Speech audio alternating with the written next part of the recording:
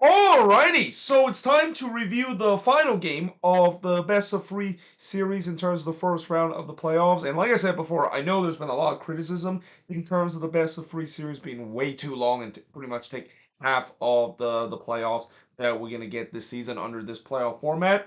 But one thing that you cannot criticize is Columbus Crew versus Atlanta United in this best of three series because besides the disappointing first game that we saw, these last two games has exactly what I thought it was going to happen in this series. It was going to be high octane, high energy whatsoever, and at times maybe defense was a little bit optional. And that I did say before that if you like goals and if you like both teams just decide to attack no matter what the circumstances is, you would love this matchup. And we saw it again in this one with the scoreline being the same as the last game. But this time it's Columbus, the one that walked away with a 4-2 win. And most importantly, they move on into the next round after winning this pivotal game three.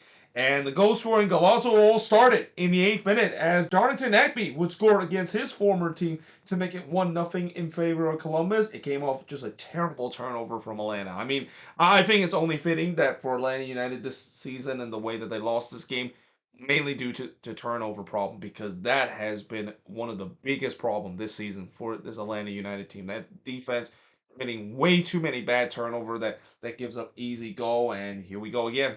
We saw it in the first goal that they conceded, and it actually came from Miles Robinson of all player. I mean, this is a guy that's supposed to be a U.S. men's national team uh, starter, so that's kind of concerning to see him turn the ball over in a bad spot, or maybe he's just forgot that Darlington Nagbe is no longer with Atlanta United because he basically passed it straight to him, and Nagbe said, "Thank you very much. I mean, I'm not with Atlanta anymore, but I'm glad he's going to put this one into the back of net, and that gives the Columbus Crew a 1-0 lead.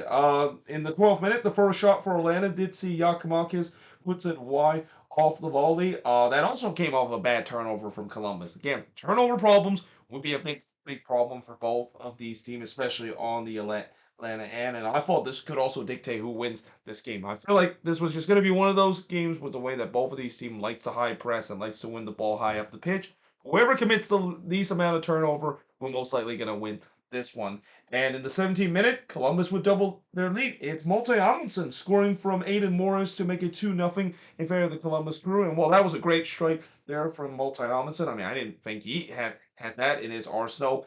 Yeah, he's not going to want to look this one back. I mean, this is one that, Amundsen, he definitely put some pace to the ball, but I thought Guzan probably should have done better in that sequence. Especially, I think he probably came off his lines a little bit too much there, but still, that one looked like he could have easily tipped it over. I mean, if he could have just jumped maybe like 5 feet above the ground, that probably would have been tipped over. So yeah, that made it 2-0 in favor of Columbus. It was a dream start for the Crew and a nightmare start for Atlanta. Rossi then puts it high from close in the 19th minute, and I thought this could get ugly for Atlanta because it was all Columbus. We kind of saw almost like a shade of that 6-1 that we saw earlier this season. And unfortunately, Atlanta fans, I know you don't want to remember that 6-1 beam that you took against Columbus in the beginning of the season, but you knew I had to bring it up because of how bad the start was for this Atlanta team, finding themselves 2-0 down in a winner or go home kind of matchup. And then Morris puts it wide off of a deflection. Guess what? Off of another turnover from Atlanta United. Like they gotta stop turning the ball over in this game if they want to get back into this one. Though that being said, in the 30th minute, Shote would deny Yakimakis from close range, and then in the 33rd minute, Columbus would make it 3-0. It's Matan. He scored from Rossi and Hernandez to make it 3-0 in favor of Columbus. And before I had a chance to write, well, it looks like the route is definitely on in this game.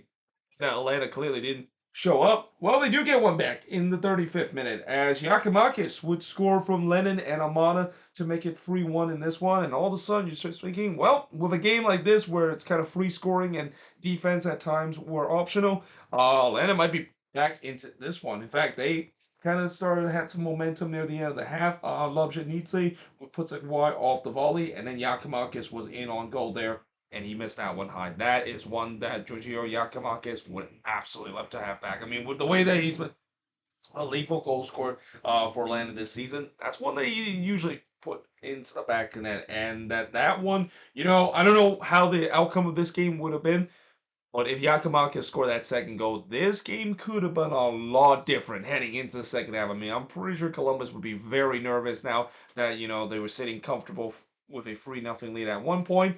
Now all of a sudden it's only a one goal lead heading into the second half. Speaking of chances, Luis Abram had a chance in the first minute of stoppage time. He was trying to outstretch that one and poked it into the back post, but he just missed that one there. So again, Atlanta, they were knocking on the door to get that second goal, get themselves back into this game and really put game on heading into the second half. But it was Columbus leading 3-1 heading into the second half. Now in the second half, Cucho would put it wide from long range, but then just 1 minute later, they would restore that free goal lead. It's Diego Rossi. He scored from Matan to make it 4-1 in this one. And before you get a chance to say that, well, it looks like this could get ugly for Orlando again, they got one back. As Jordi Silva, he would score again here. He scored this time from Brooks Lennon to make it 4-2 in this one. This time he didn't bust out the Spider-Man celebration. Of course, he got booked in the last game for that. So yeah, he's probably not thinking of doing it, especially when your team is down 4-2. You probably might not think about picking out the Spider-Man kind of celebration when your team is still down in this one. But I also wrote, what is defense? I mean, it surely was not found in the second half. I mean, well, pretty much the attack was still all guns blading heading into the second half.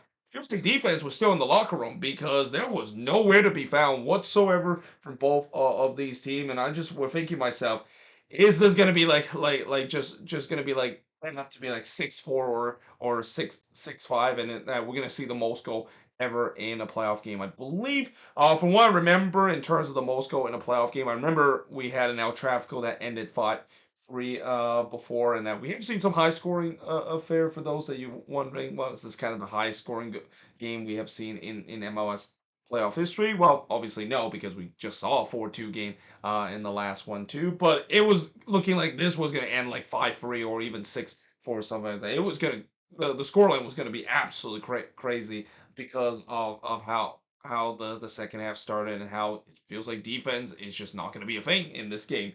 Guzan then denied Rossi from close range before Schulte would tip Yakamaki's header onto the post. And I will say this, as much as these both of these goalkeeper gave up a couple of goals here, they started to realize that yeah, they need to step up in this one and started to make some big save. Cucho and then hits one right to Guzan. I feel like there was just more goals in this one. I mean, that was kind of an understatement, at least at that point, because of how both teams was still attacking. Little do we know that that was actually the goal that was scored by Johnny Silver will actually be the last goal we would see in this one.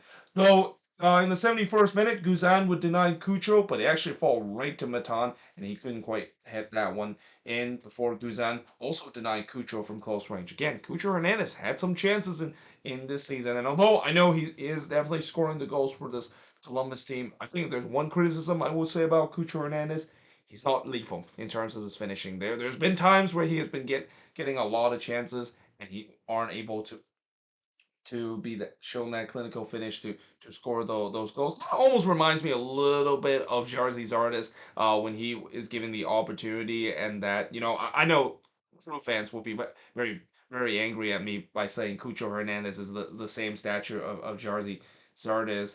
But yeah, I mean I have seen that this season he has a lot of chances and that he could have got more goals this season if he were a little bit more clinical in terms of his finishing, and also I don't think he got on the score sheet in this one, right? Yeah, no, no. It's quite crazy the fact that the Crew scored 4 goal in this one, and Cucho Hernandez was not on the score sheet. He was on the assist chart, at least, and he got the secondary assist, but I don't think he got a goal in this one. Yeah, he didn't get a goal in this game too.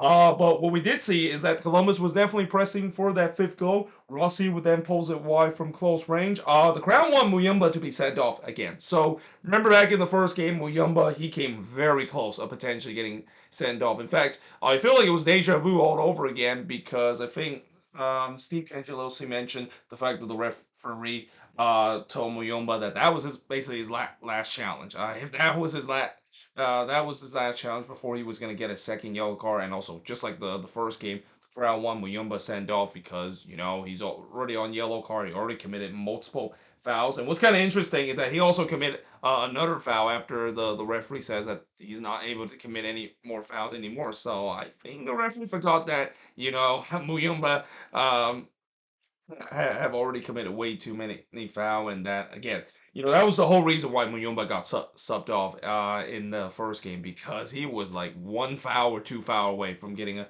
second yellow card, and just like game one, he's probably very lucky the fact that he finished this game. Considered there was multiple time that I feel like with the amount of fouls that he committed, he's probably gonna get a second yellow. Now, obviously, in these playoffs, I know referees don't want to send a playoff off and change the outcome of the game. But yeah, again, when you committed so many fouls and you're already on yellow card, you are really playing with fire to a point where you're gonna get burned eventually because of a bad foul. And again, William was very lucky he didn't get burned in this game.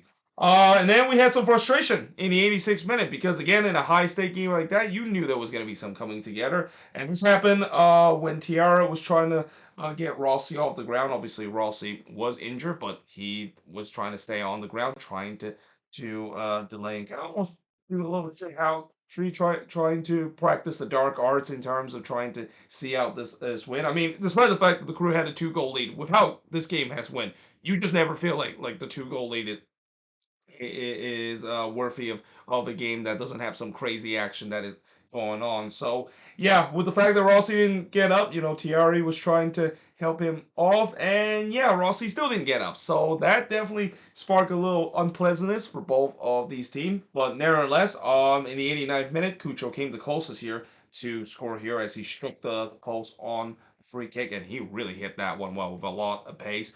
But in the end, Columbus, they do win 4-2 in this one against Atlanta, as the shots in this game, 21 shots compared to 11 that Atlanta has, 4 shots on goal compared to 8 that Columbus had, 7 shots off target compared to 5 that Atlanta has, 2 shots that was blocked compared to 6 that Columbus had, and possession-wise, 53% possession compared to 47% possession that Columbus has in this game. I mean, I will say that overall, when you look at this game, Columbus do deserve to win. I think they were the better team in this one, but Atlanta had their moments in this game too. And again, those turnovers, I mean, just were absolutely killer for this Atlanta United team. And also, when you find yourself down 2-0, and even at 1.3-0 down in this game, it's always going to be impossible to trying to come back. But yeah, like I said, I'm definitely really excited to see this matchup again next season. And again, I know, as I mentioned, with these best of three series, some of these best of three series has been a drag, and it's been kind of boring and so forth. Not this series. I mean, besides game one, this has been just a fireworks show non-stop throughout these last two games that we've seen. And again, this is why I cannot wait to see when both of these teams meet each other in the regular season. It's got to be on national television because of how crazy this matchup has been in these last two games, and hopefully we're gonna maybe get another one of these crazy matchup heading into next season too. But there you have it. That is pretty much it in terms of looking this match. Let me know in the comments below what do you think of this game. And yeah, hope you guys enjoyed this video. If you do, make sure you guys like, smash the subscribe button. And yeah, I of course will see you guys next time.